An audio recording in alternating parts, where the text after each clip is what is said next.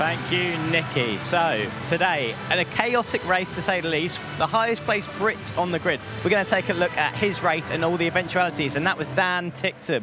So we're going to run it through now. Here he's on the start. He was the highest placed Brit on the grid in 4th position. And I'm just going to pause it for you guys just here, and I want to highlight who is overtaking him at the start of the race. That is our race winner, eventual race winner, Nick Cassidy. So Dan Ticktum dropped down to 5th place at the start of the race.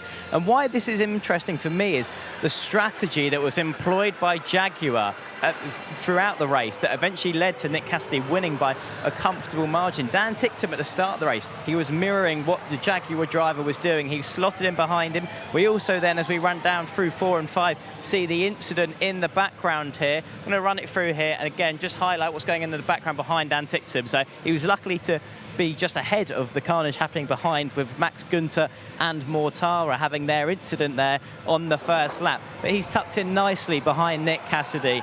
Really good positioning for Dan Ticktum.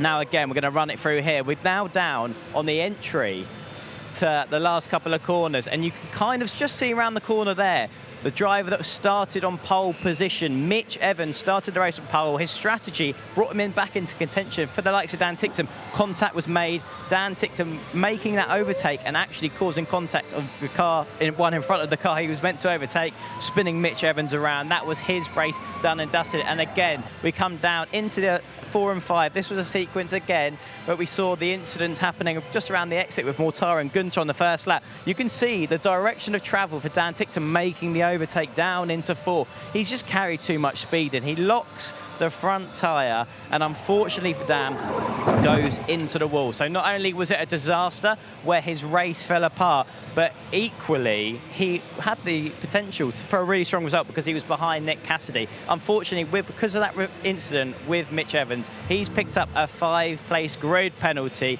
for tomorrow's race. So a really tough day for Dan Ticktum, and we're going to hear a little bit more from him now.